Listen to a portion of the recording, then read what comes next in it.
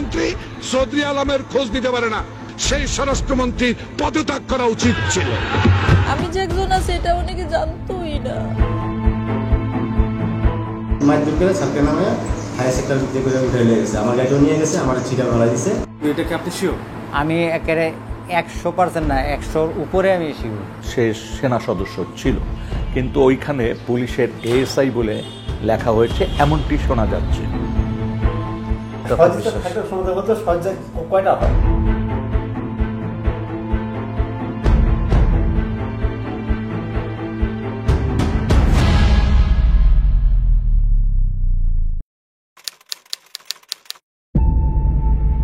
চৌধুরী আলম পরিচয় বিএনপির নির্বাহী কমিটির সাবেক সদস্য এবং ঢাকা মহানগর উত্তর বিএনপির প্রথম যুগ্ম সম্পাদক ছিলেন। অবিভক্ত ঢাকা সিটি কর্পোরেশনের ভারপ্রাপ্ত মেয়র এবং ৫৬ নম্বর ওয়ার্ডের কাউন্সিলরও। 111-এর সংকটময় রাজনৈতিক পরিস্থিতিতে ঢাকায় বিএনপির পাওয়ার হাউস হিসেবে খ্যাতি পাওয়া এই নেতা নিখোঁজ হন ২০১০ সালের ২৫শে জুন। আজও নিখোঁজ চৌধুরী আলম। রাজধানীর ইন্দিরা রোডের গার্মেন্টস গলি থেকে ১.৫ দশক আগে অপহরণের শিকার হন চৌধুরী আলম। জনশ্রুতি আছে সেখানে দ্বিতীয় স্ত্রীর বাসায় নিয়মিত যাতায়াত করতেন তিনি। তার ভাগ্যে কি ঘটেছিল কিংবা শেষ পরিণতি কি, সার্চলাইটের এবারের অনুসন্ধানে আমরা সেটিই জানার চেষ্টা করব। ১৫ বছরে বদলেছে অনেক কিছুই। গার্মেন্টস গলির এই ভবনেই থাকতেন উম্মে জাহান আরজু, যাকে গোপনে বিয়ে করে সংসার পেতেছিলেন চৌধুরী আলম। কি ঘটেছিল সেদিন জানা দরকার। পাশে কি চৌধুরী আলম সাহেবের আসা যাওয়া ছিল? হ্যাঁ, আরজু ম্যাডাম ওনার হয়, আমি ছোট ট্রেন থেকে গেছে মিনিমাম ৪ বছরের উপরে। এখানে যাওয়ার সময় নাকি দারোয়ানদের বলে গেছে যে আমরা এখান থেকে চলে যাচ্ছি, আমাদের অ্যাড্রেস দেওয়ার দরকার নেই কাউকে। বোঝাই যাচ্ছে লোকচক্ষুর আড়ালে থাকতে চায় আরজুর পরিবার, যে কারণে তাদের ঠিকানা বদল করেছেন, সাথে নতুন ঠিকানার সন্ধান না দেওয়ার অনুরোধ। অনেক চেষ্টার পর সন্ধান মিলল উম্মে জাহান আরজুর। চৌধুরী আলম নিখোঁজের ঘটনায় এই প্রথম ক্যামেরায় কথা বলতে রাজি হয়েছেন। আমি যে একজন আছি এটা অনেকে জানতোই না।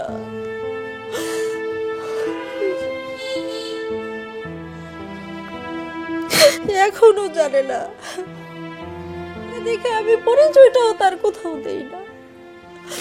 যে একে তো দ্বিতীয় বিয়ে, তার উপর বয়সের বিস্তর ফারাক। জানাজানি হলে চৌধুরী আলমের রাজনৈতিক ইমেজ সংকটে পড়তে পারে, এমন শঙ্কায় তাদের বিয়ের বিষয়টি গোপন রাখা হয়েছিল। কে জানে যে উনি এইভাবে হঠাৎ করে গুম হয়ে যাবে। আমি এখন কি বলবো বলেন, আমার জন্য আমার ফ্যামিলি ধ্বংস, আমি কি বলি আপনাকে। তবে সংসার, সামাজিক অনুষ্ঠান কিংবা বিদেশ ভ্রমণ সবই চলছিল। বাদশাদের রাজনৈতিক পট পরিবর্তন। ২০০৯ সালের পর থেকে চৌধুরী আলমকে কয়েক দফা অপহরণের ব্যর্থ চেষ্টা হয়। সবশেষ ২০১০ সালের ২৫শে জুন দ্বিতীয় স্ত্রীর বাসায় ফেরার পথে তাকে তুলে নেওয়া হয়েছিল। আসরের নামাজের আজান দেয়, সে সময় উঠে নামাজ পড়ে বের হয়ে যায়, বের হয়ে আর ফিরে আসে নাই। নজরদারি এড়াতে মাঝে মধ্যেই অন্যের গাড়ি ব্যবহার করতেন চৌধুরী আলম। তারপরও শেষ রক্ষা হয়নি। অপহরণের দিন উম্মে জাহান আরজুর বড় বোন মমতাজ বেগমের গাড়িটি নিয়েছিলেন তিনি। ড্রাইভার অসীম বাসায় এসে বলে যে ম্যাডাম স্যারকে ধরে নিয়ে গেছে, কে বা কারা জানি না, তো গাড়ি সহ ধরে নিয়ে গেছে, এটা সে বলল। বলার পরে আমি তৎক্ষণাৎ ওনার যে ড্রাইভার জসিমকে জানাই যে এমন এমন ঘটনা, আপনার বসকে নাকি ধরে নিয়ে গেছে, সম্ভবত উনি অ্যারেস্ট হয়েছেন, এটা আপনি বাসায়, ওনাদের বাসায় এই ব্যাপারটা জানান। কার বিকল্প হিসেবে এসেছিলেন? মুজিবুর রহমান ছিলেন আমাদের রেগুলার ড্রাইভার, তার বিপরীতে ছিলেন। প্রথম দিন আসছে, প্রথম দিনে এই ঘটনা। তারপরে ওই যে ছেলেটাকে আমি দেখলাম যে ম্যাডাম স্যারকে ধরে নিয়ে গেছে, এটুকুই। চৌধুরী আলম যে অপহরণের শিকার হয়েছিলেন সেই ঘটনার একমাত্র প্রত্যক্ষদর্শী গাড়ি চালক অসীম চন্দ্র ভৌমিক। অসীমকে খুঁজে পেতেও অনেক ঘাম ঝরাতে হলো। কুমিল্লার বড়ুরার যে ঠিকানা অসীম হলফনামায় উল্লেখ করেছিলেন সেটি তার মামার বাড়ি। তবে দীর্ঘদিন ধরে মাসির বাড়িতেই আশ্রিত, সেই সুবাদেই সন্ধান মিলল তার। বর্তমানে ঢাকায় একটি বেসরকারি প্রতিষ্ঠানে গাড়ি চালক পদে চাকরি করেন অসীম।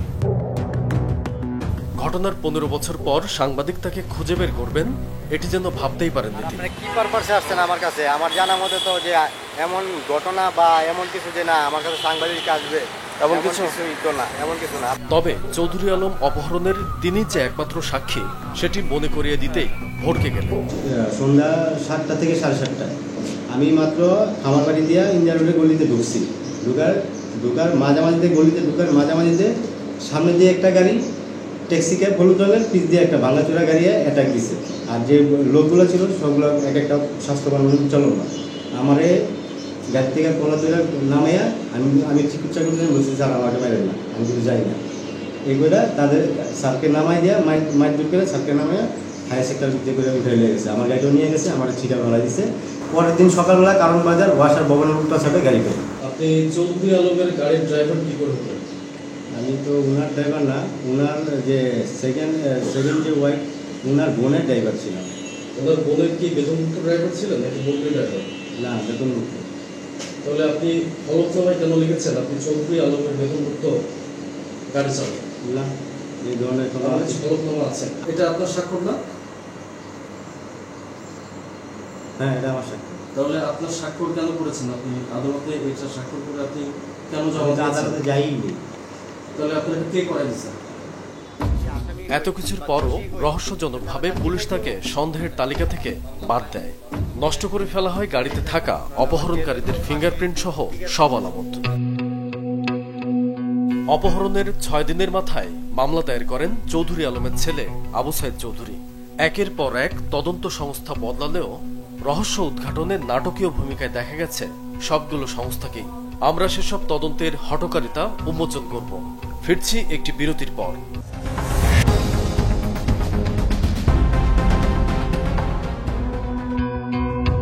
চৌধুরী আলম অপহরণ মামলার 4টি তদন্ত প্রতিবেদন বিশ্লেষণ করে দেখা গেছে সব তদন্ত কর্মকর্তাদের প্রতিবেদনের ভাষা একই রকম।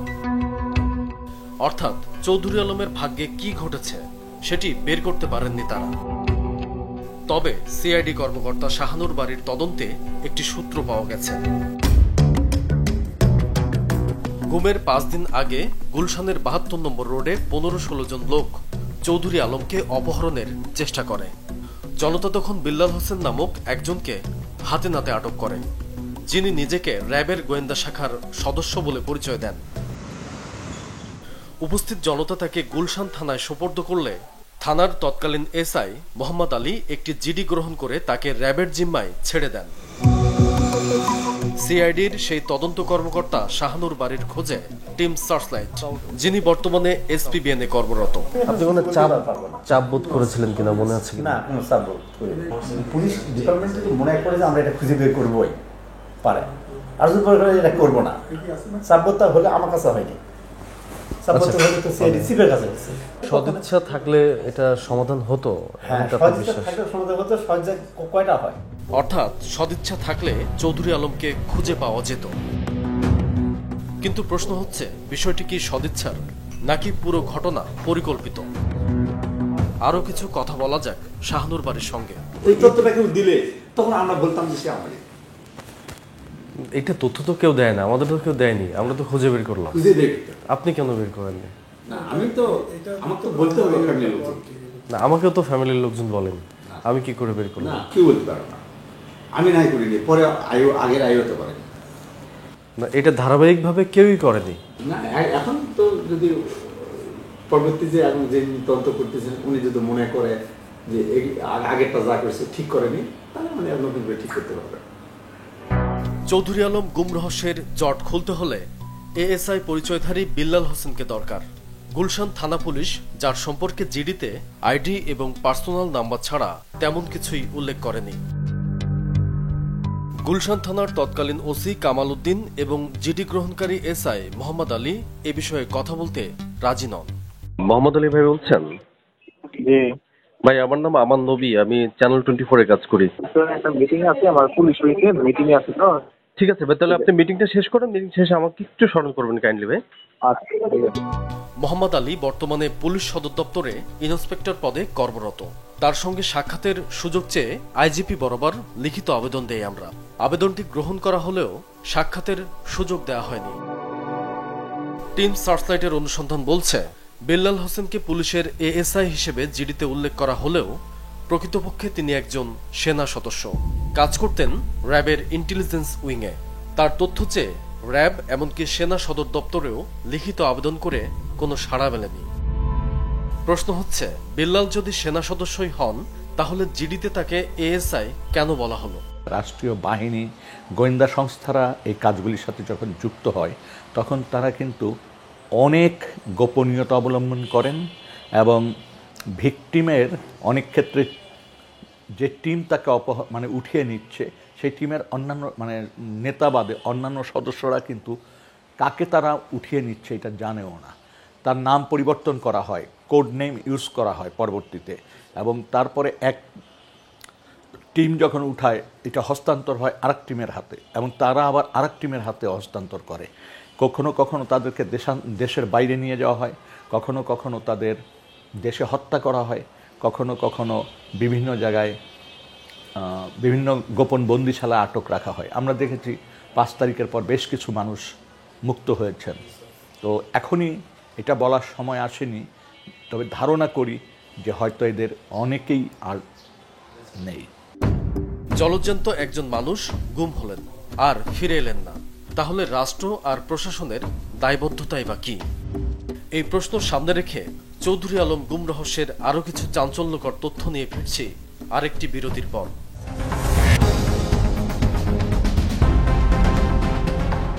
মাগরিবের পরপর ফোনটা দেয় একটা সিটি সেল নাম্বার থেকে। মমতাজ বেগম চৌধুরী আলমের দ্বিতীয় স্ত্রীর বড় বোন, ব্যবসায়িক পার্টনারও। একজন কথা বলছে, চৌধুরী আলমকে খুঁজে বের করতে দৌড়ঝাঁপ করেছেন তিনি। গল্পে গল্পে কিছু চাঞ্চল্যকর তথ্য পাওয়া গেল তার কাছ থেকে। দীপক সাহারে আমি চিনি, উনি পিএম দপ্তরে চাকরি করত। কয় 50 লাখ টাকা দিবেন, চৌধুরীর সাথে সরাসরি কথা বলাই দিব। দেওয়ার পরে 19 দিনের মাথায় চৌধুরীর সাথে আমাদের কথা বলাইছে। কে এই দীপক সাহা, যিনি চৌধুরী আলমকে ফিরিয়ে দিতে কিংবা দেখা করাতে চেয়েছিলেন? 35 লক্ষ টাকা দিলাম। দেওয়ার পরে কি করলো, আমারে প্রোগ্রাম করলো জকিগঞ্জ বর্ডারে আমারে দিব, আরও টাকা দিতে হবে। ফেরত দেওয়ার পরে কয় কি এখানে দেওয়ার সুযোগ নেই, আপনি ইন্ডিয়া যান। আপনার কাছে কি মনে হচ্ছে কোনো চৌধুরী সাহেবকে নিয়ে গেছে? হ্যাঁ, একাধিকবার ফোনে কথা বলেছেন, এমনকি চৌধুরী আলমকে সচক্ষে দেখেছেন। নিশ্চয়ই ভুল হবার কথা নয়। প্রশ্ন হচ্ছে, দীপক সাহা গুমের শিকার চৌধুরী আলমের সন্ধান জানলেন কি করে? আমি পিএম দপ্তরে গেছি, লিটু আছে না, হের কাছে গেছি। গেছি দীপক সাহা কোথায় বসে গেছি। তোর সাহস তো কম না, তুই এখানে আমার কাছে আইস, একটা আওয়াজ করবি তোরে সহ গুম করে না। দীপক সাহা নিজেকে প্রধানমন্ত্রীর কার্যালয়ের যুগ্ম সচিব পরিচয় দিয়েছিলেন। তার সম্পর্কে খোঁজ নিয়ে জানা যায়, প্রকৃতপক্ষে তিনি ছিলেন একজন ফটো সাংবাদিক। কর্মজীবনের শুরু সন্দীপ পত্রিকার মাধ্যমে। পট পরিবর্তনের পর তিনি মারা গেছেন। সোশ্যাল মিডিয়ায় এমন খবর জানা গেছে। ফেসবুকে যে ছবিটা দেখা যাচ্ছে দীপক সাহা, ইনি কি সেই দীপক সাহা? জি, আমি একেবারে 100% না, 100-র উপরে আমি শিওর। কারণ আমি তার সাথে এতবার দেখা হয়েছে আমার, কারণ সে আমার কাছ থেকে এত টাকা নিছে, মিষ্টির প্যাকেটে ঘুরে ঘুরে টাকাটি নিছে। ইনি সরকার মাহবুব আলম, চৌধুরী আলমের দ্বিতীয় স্ত্রীর ভাই। দীপক সাহার মৃত্যুর খবরকে তিনি ভিন্নভাবে দেখেন।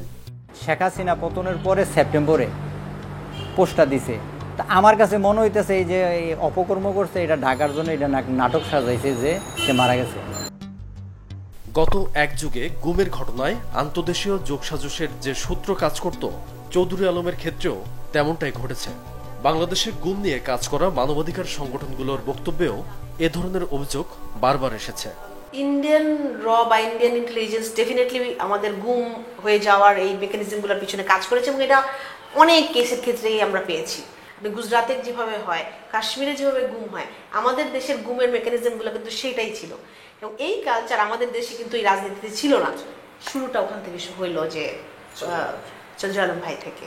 যে ইনভেস্টিগেশনগুলো হয়তো আপনারা বের করে আনছেন, ওই পর্যন্ত অনেকে হয়তো কাজও করছে না। চৌধুরী আলমের ভাগ্যে কি ঘটতে পারে তা নিয়ে ভিন্ন মত থাকলেও এই বাস্তবতা স্বজনদের কাছে বজ্রপাতের মতোই। বোবা কান্নায় প্রতীক্ষার প্রহর গুনছেন চৌধুরী আলমের প্রথম স্ত্রী হাসিনা চৌধুরী।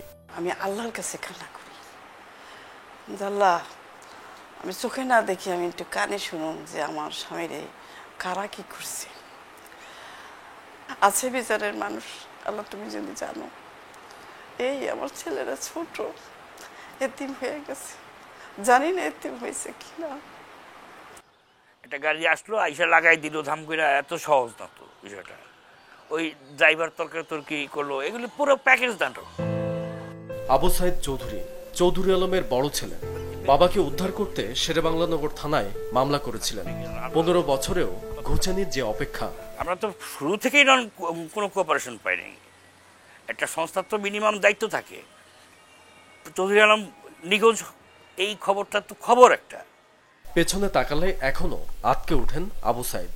তার মতে বিরোধী দলগুলো আরো শক্তিশালী ভূমিকা নিলে গুম খুন প্রাতিষ্ঠানিক রূপ পেত না।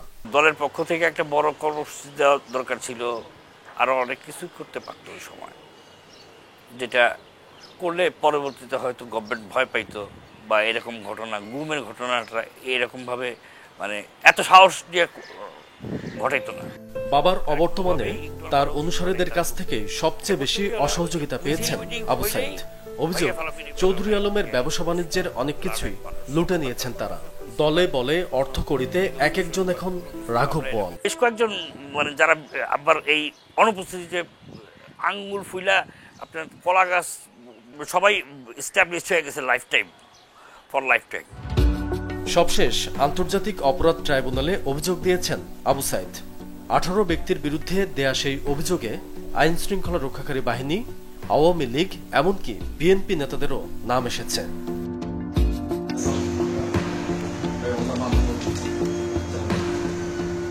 ট্রাইব্যুনালে দেয়া অভিযোগের তদন্ত কতদূর এগোলো জানতে হাজির হই চিফ প্রসিকিউটরের সামনে। সাথে উপস্থাপন করি আমাদের অনুসন্ধানে পাওয়া তথ্য উপাত্ত। প্রত্যেকটা জায়গা থেকে অসহযোগিতা আছে। দৃশ্যত তারা বলেন যে হ্যাঁ আমরা রাষ্ট্রের সাথে সাহায্য করতে প্রস্তুত, কিন্তু প্র্যাকটিক্যালি সেই সহযোগিতা কিন্তু আমরা পাইনি। আমরা যেমন পাইনি, গুম কমিশনও সেটা পাইনি বা পাচ্ছে না। আমরা জোর করে চেষ্টা করে নানানভাবে আমরা এটাকে অ্যাভেল করার চেষ্টা করছি। সেক্ষেত্রে এই তদন্তের ব্যাপারে যাদেরকেই আমরা সম্পৃক্ত মনে করব বা নেসেসারি মনে করব, প্রত্যেককে কোয়েশ্চেনিং করা হবে। যে তথ্যগুলো আপনারা দিচ্ছেন এগুলো আমাদের তদন্তের ক্ষেত্রে আমরা কাজে লাগাবো। সাংবাদিকতার দিক থেকে আপনারা যে কাজটা করছেন সেটা আমাদের জন্য অনেক হেল্পফুল হবে। ক্ষমতার রাজনীতিতে চৌধুরী আলমের গুমের ঘটনাটি ছিল বিগত সরকারের টেস্ট কেস, যার আদলে একের পর এক গুমের ঘটনা সারা দেশ জুড়ে। টিম সার্চলাইটের এই অনুসন্ধানের উদ্দেশ্য মোটেও রাজনৈতিক নয়, বরং আমরা দেখাতে চেয়েছি কি দুর্বিষহ পরিস্থিতি মোকাবেলা করতে হয় গুমের শিকার ব্যক্তি ও তার পরিবারকে। দর্শক, সুনির্দিষ্ট কোনো তথ্য, পরামর্শ কিংবা অভিযোগ থাকলে যোগাযোগ করতে পারেন স্ক্রিনে দেখানো নম্বরে। জানাতে পারেন সামাজিক যোগাযোগ মাধ্যমেও। আপনার দেওয়া তথ্যে সমাজের রন্ধ্রে রন্ধ্রে ঘাপটি মেরে থাকা জমাট অন্ধকারে আলো ফেলবে টিম সার্চলাইট। অনুসন্ধানের আলো হাতে দেখা হবে অন্ধকার পথে।